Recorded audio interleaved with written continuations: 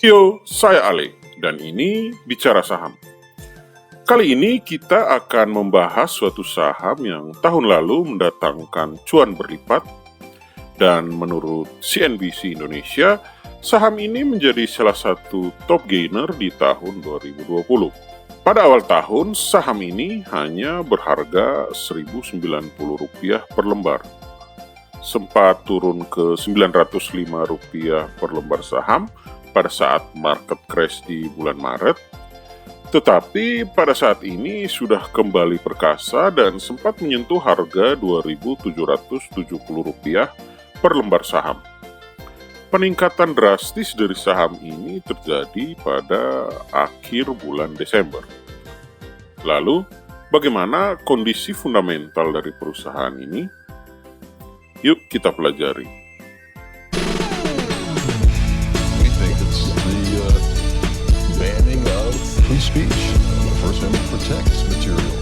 Emiten yang akan kita bahas kali ini adalah PT Merdeka Copper Gold. PT Merdeka Copper Gold merupakan perusahaan induk terbuka yang memiliki entitas anak yang bergerak di bidang usaha pertambangan, yaitu meliputi kegiatan eksplorasi dan produksi emas, perak, tembaga, dan mineral lainnya. Sejak mencatatkan sahamnya di Bursa Efek Indonesia pada bulan Juni 2015, Merdeka Copper Gold telah berubah dari perusahaan kecil yang hanya memiliki satu proyek pengembangan tambang emas berjangka menengah dan menjelma menjadi grup pertambangan multi aset yang terdiversifikasi. Dengan peluang pengembangan dan pertumbuhan berjangka panjang, saat ini Merdeka Copper Gold terdiri dari 5 aset tambang produksi dan eksplorasi. Selain itu, mereka juga melayani dan menjadi penyedia jasa pertambangan. Dan ini adalah aset-aset tambang yang dimiliki oleh Merdeka Copper Gold. Pertama ada proyek pertambangan Profiri 7 Bukit. Lalu ada proyek Patungan Pani.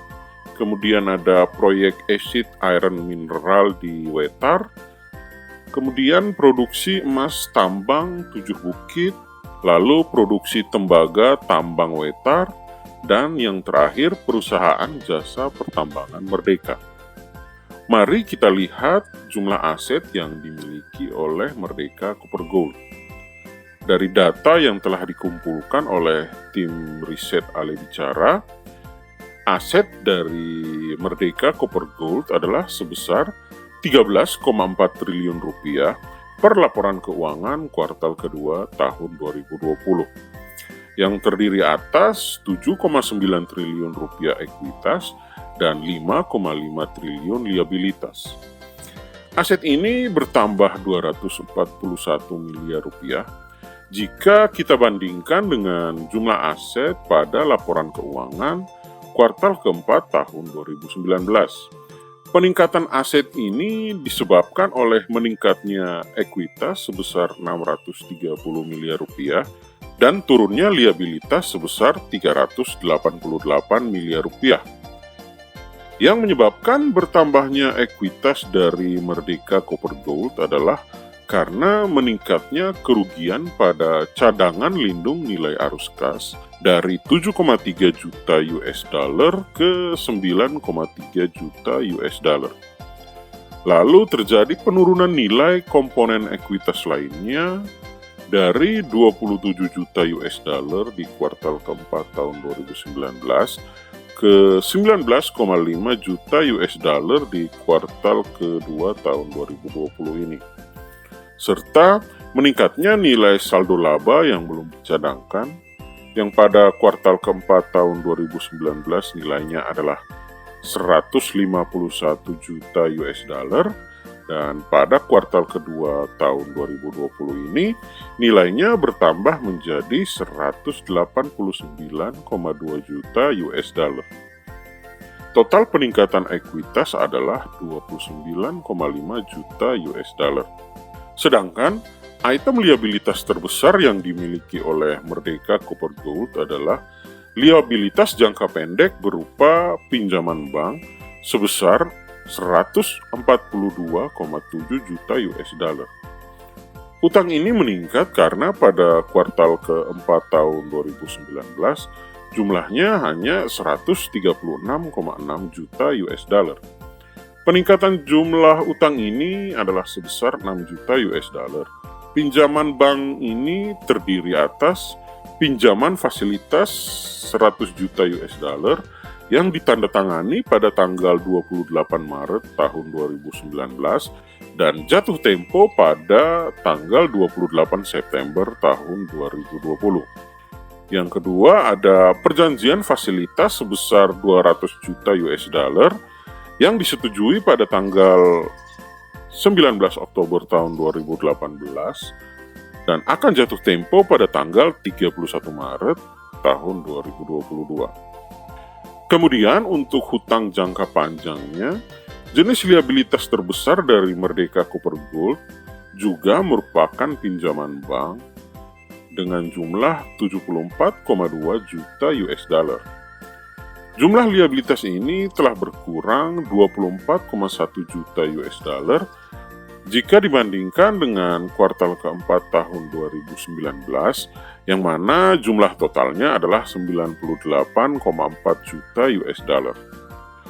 Untuk rasio likuiditas dari Merdeka Copper Gold, cash rasionya adalah 23%, quick rasionya 47%, dan current rasionya adalah 83%, serta rasio debt to equity 70%.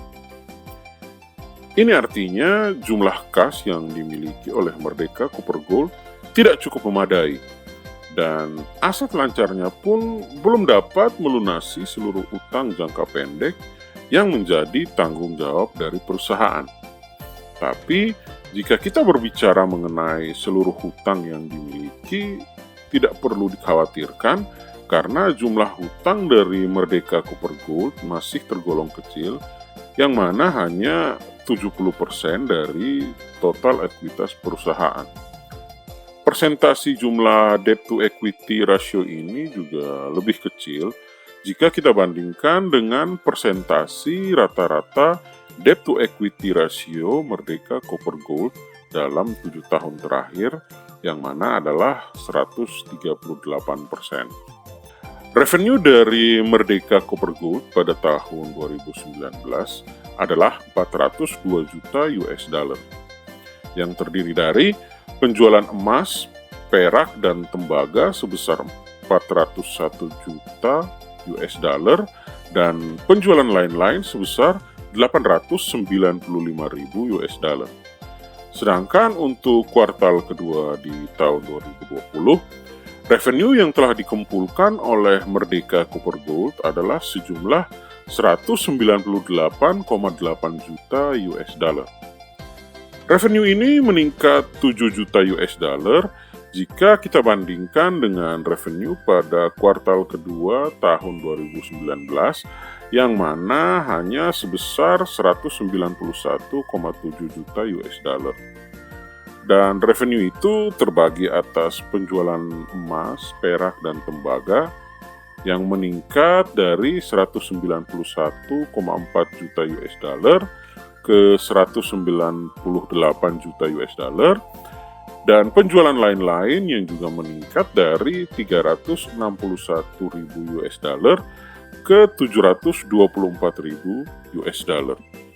Ini menyebabkan proyeksi revenue untuk tahun 2020 meningkat dan menjadi sebesar 568 triliun rupiah atau bertambah 2% dibanding dengan revenue yang dikumpulkan pada tahun 2019. Potensi peningkatan revenue di tahun 2020 ini adalah sebesar 96 miliar rupiah. Pada kuartal kedua tahun 2020 ini, laba bersih dari Merdeka Copper Gold telah mencapai 38,2 juta US dollar, berkurang jika kita bandingkan dengan laba bersih pada kuartal kedua tahun 2019 yang mana sebesar 42,2 juta US dollar. Hal ini disebabkan karena beban pokok pendapatan yang meningkat beban umum dan administrasi yang bertambah, naiknya nilai beban lain-lain, dan menurunnya beban pajak penghasilan.